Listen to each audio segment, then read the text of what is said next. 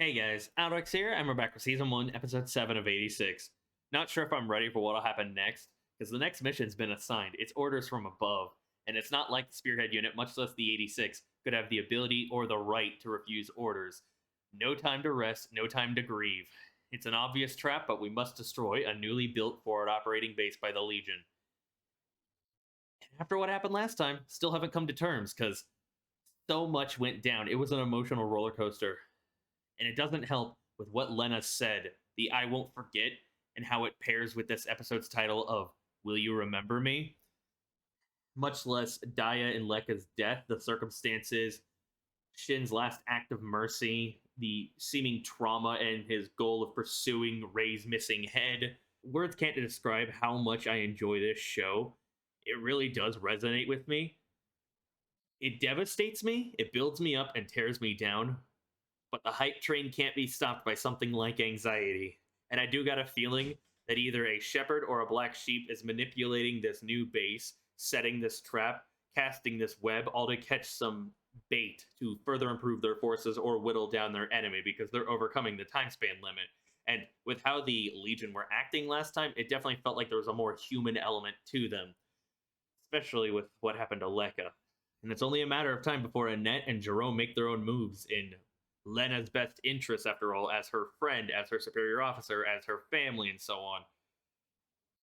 Either way, before we hop into the episode, check out my links down below: my Twitter, my Twitch, my Kitsune, my Patreon, my Discord, my VOD channel. Support me on all those platforms. Make sure you leave a like, comment, subscribe, hit that bell icon to be notified when I upload next. And yes, for those curious, I will be using T subs.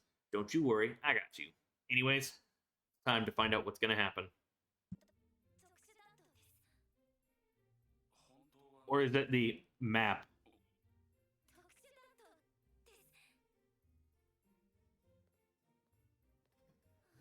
I mean, it's time to play ball with the corrupt assholes, the don't ask questions side of the government, too, or those that give in to the propaganda. If bribes work, might as well use them. You got to use everything at your disposal to make sure your squad will survive, and I do respect that for Lena. She's not this, I won't commit to bribes, I won't do anything remotely corrupt.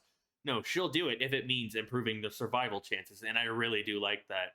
Or even if it means making him happy, because we don't know the insides of that ammunition box. It might not actually be ammunition. It could be the map, it could be food and other resources. Only time will tell. Obviously, she'd still be struggling with it. It's not something you should easily get over from. It's going to be a continued struggle. But that transition was smooth as fuck. A1 Pictures did God's work with this show, I swear. Yeah. I mean, that's better than your brain can't get copied. And it didn't help that Daya was asking for death, essentially. He was completely burned alive.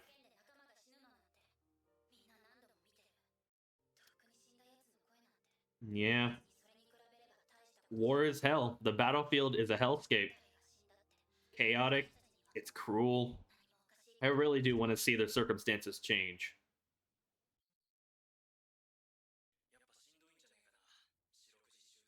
Yeah. I mean, this guy is constantly tuned into the situation around him, whether he likes it or not. Plus, he's dealing with all these traumatic, repressed memories. The prospect that, or at least being enlightened about his involvement, his brother's involvement, rather, with Lena and stuff like that.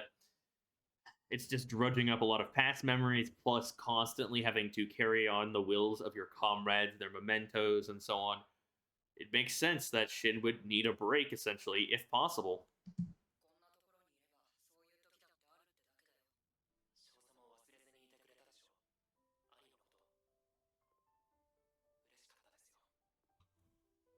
Oh.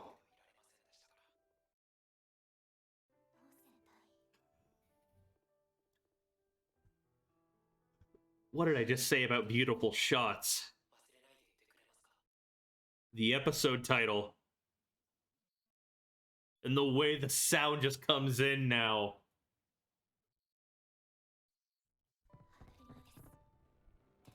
She won't forget.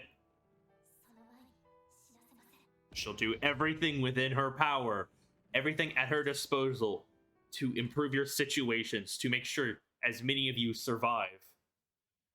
I swear, that was incredible, y'all. It was straight up beautiful.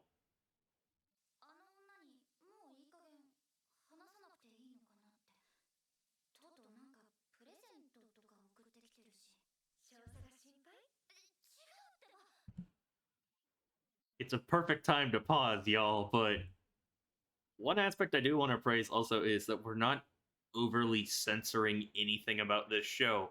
From the dark tones to even the nudity, it's presented very maturely. It's not attempting to diminish the scene. There's no random light bars or anything like that. No. If the story wants to say it, it will say it. No unnecessary filters between us, essentially. And I can really appreciate that.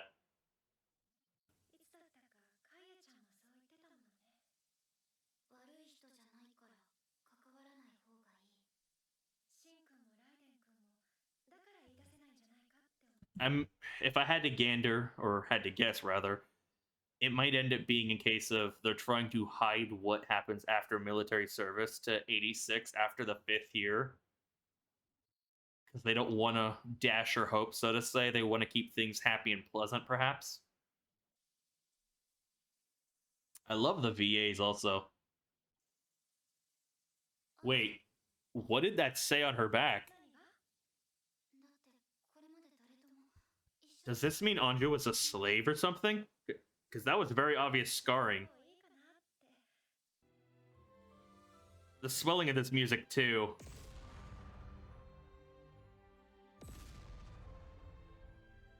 What was that? Was that super long-range artillery? Is that an orbital cannon?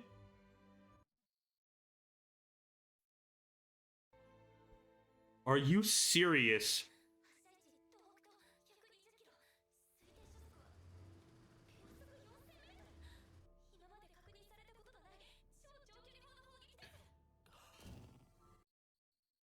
And Ray kicked in. Is this Ray fucking with them?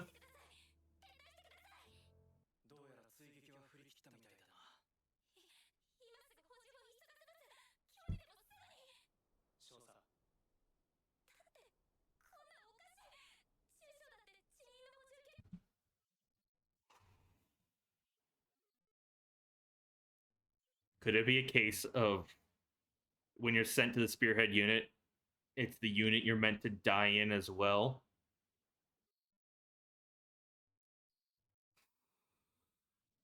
Ultra long-range artillery cannon. What the actual fuck?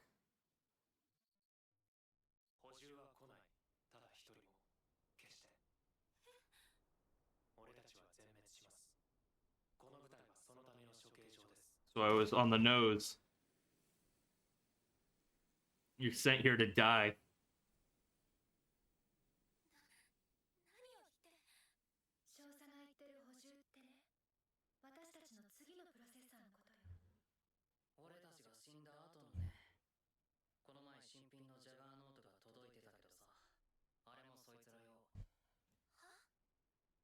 So when the squad gets wiped, they replace it entirely, essentially. They don't bother adding one or two. No, they wait until it's all gone before replenishing the stock.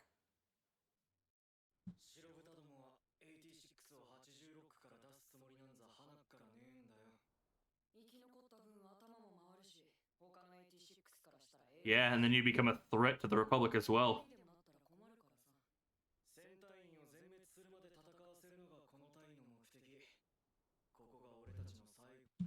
No medical assistance, rarely new equipment, no replacements, no reinforcements. It was on the nose, but I can't believe I didn't realize until just recently. It makes sense for the Republic, who treats the 86 like livestock, like failed to evolve pigs. It's so messed up, y'all. What the fuck? Every time I say it's dark, it only gets worse. Or it presents itself in a different fashion. Yeah, you rise above.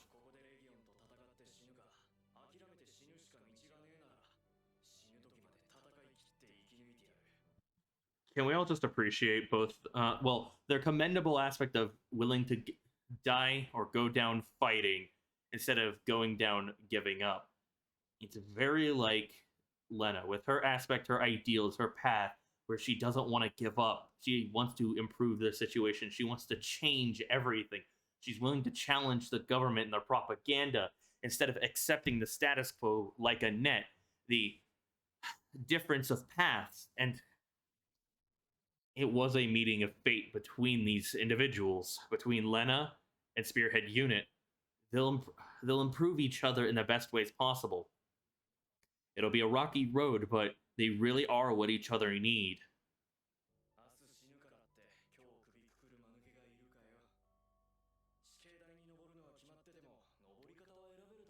Oh my god, this shot in of itself, the clouds, the moon's lighting, the field. Oh my god, this is easily some of the best cinematography the show's presented thus far. It's absolutely blowing me away. It's leaving me speechless. I love this show. Straight up. It's so damn good. It's impressive. I hate myself for not starting it sooner.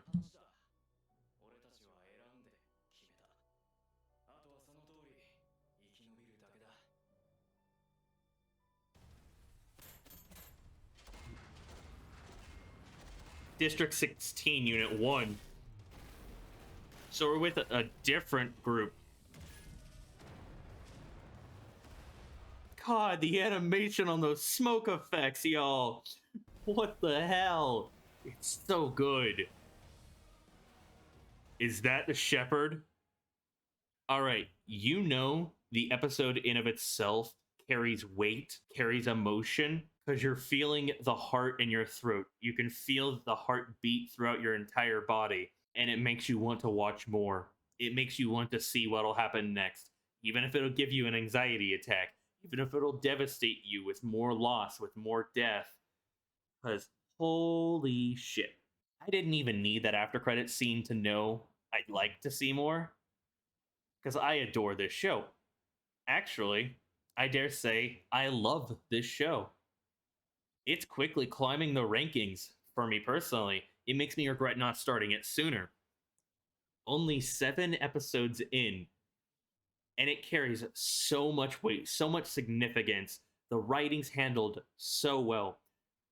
It has the emotions, so many emotions.